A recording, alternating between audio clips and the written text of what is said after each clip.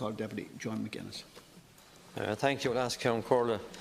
Firstly, I want to compliment Justice Charleton on the very efficient way that he dealt with the tribunal and the very clear report that he submitted following that tribunal.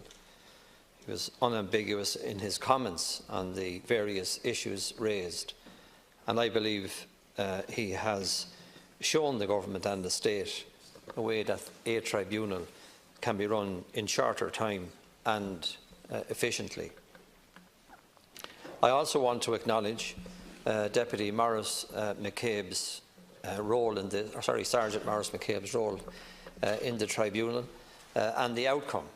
And I am satisfied that the tribunal heard his version of events and that they were clear in their acknowledgement that he was vindicated in everything that he did and said.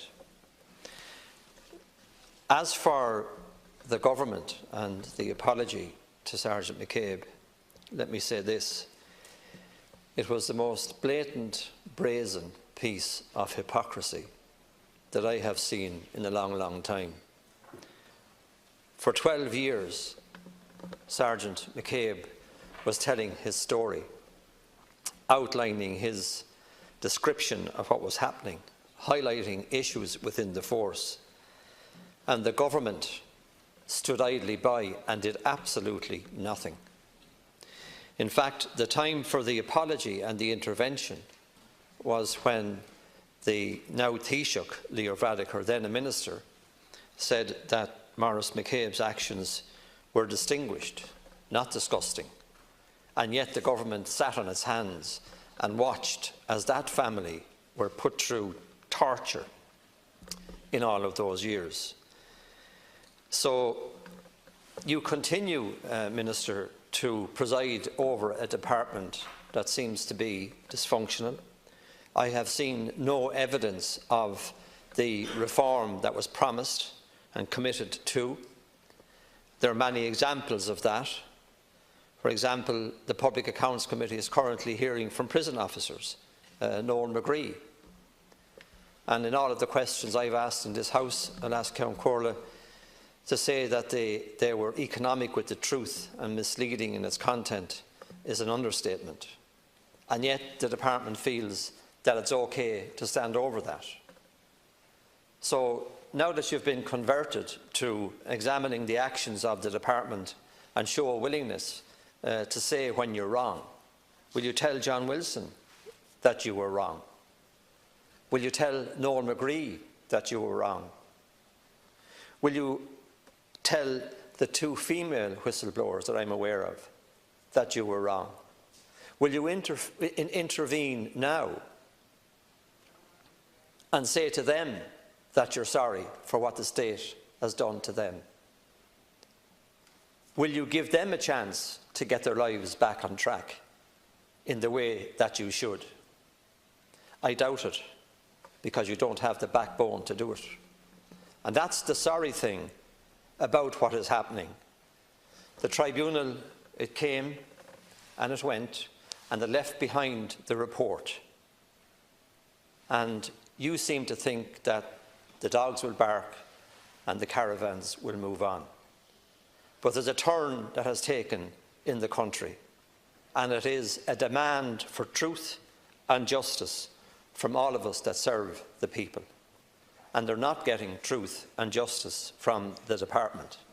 They're getting anything but. And the government has to be dragged kicking and screaming to court or through tribunals before they will acknowledge what is really happening to individuals in the employment of the state. I gave you the examples already, Minister, and I've asked you to intervene. And perhaps when you're finished, you might tell us what you're going to do about it. There was a motion passed in this House in relation to the investigation into the death of Shane O'Farrell. A motion that was put and passed. The government haven't taken a single action to implement the desire of the opposition to have that matter investigated. It's a further example of how you let an individual like Shane's mother, Lucia, and father and sisters just wallow in the sorrow of losing a son. You just will not intervene. You fail to understand the devastation that you have visited upon their lives by not recognising them. And then in the end, having the motion in the House passed and nothing being done about it. If the confidence and supply arrangement stood for anything, if it meant anything, it should make a difference in people's lives. And in that confidence and supply arrangement, Fianna Fáil should step up to the plate and tell you to act on the motion or else. And that is what we are coming to, because the state and the government is presiding over the beating up of our citizens by state departments. And there are others who have come forward, state employees, who have given disclosures similar to the actions of Sergeant Maurice McCabe. And to say that they have been treated badly, again, is an understatement. Their lives have been ruined. In some cases, their professionals and their lives have been ruined. Their careers have been ruined. And there are other cases in the Department of Agriculture, for example, with Douglas Fannin, a case that has not been dealt with by the department. They just continue to ignore it and pull people through the courts. Only last week, the Department of Defence went to the High Court, where they were totally and absolutely wrong, and where they had given incorrect and inaccurate replies to parliamentary questions. Yet, in the Morrissey versus State case, the Department of Defence lost.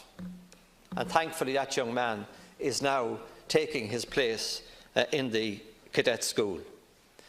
So I've just highlighted a few cases, but let me talk about one other one, where again the House set up an investigation, and to this day we don't know what's happening, and that's the Grace case.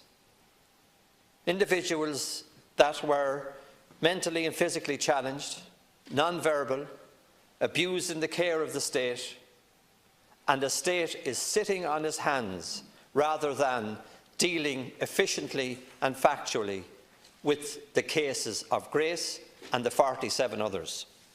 What more do we have to do in this House in the context of debating issues, of highlighting issues, and of getting action from a government that, quite frankly, Minister, doesn't seem to care? The only reason you apologise was because you were flushed out. It came out into the open. You couldn't beat Maurice McCabe. But there are many others out there that you seem to be prepared to beat. You're dealing with a case presently in John Barrett. I wonder why that's coming about and what's going to happen. So when individual citizens raise issues in this state, the government's answer to them is to bring the House down around them, to push them to the pin of their collar, to break their careers, their families, their health. And no response from government, no showing of humanity or compassion, no attempt to bring in the reforms that are necessary to stop all of this from happening again and again. And people turn to this House for direction and leadership. They turn to this House for protection. They believe that they're doing the right thing. And if you ask Maurice McCabe, I'd say he's doubtful whether he would do it all over again. But yet he has done an enormous service to the state and is to be commended for what he did. But he should be protected for what he did. The others should be protected for what they did. And I've given you the names. I've often mentioned them in public.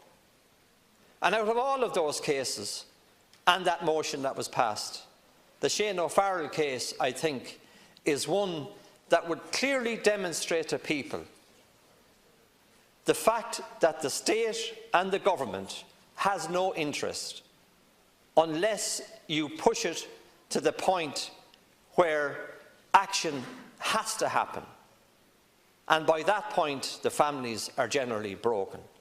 So, Minister, you and your government have an awful lot to answer for. The political system in this House has an awful lot to answer for. And this supply and confidence arrangement has a lot to answer for, because it doesn't demand transparency and accountability. And where it sees the need for it, as they did in that motion with Shane O'Farrell, it's just not prepared to do anything else. It's an exercise in voicing your opinion about things, rather than it being an exercise to put in place a fair play justice and an acknowledgement that the state should not beat up families and should not ignore them. They should do the opposite, show compassion, humanity, and an attempt to deal with the reality of the lives of the people that are being destructed by the inaction of the state.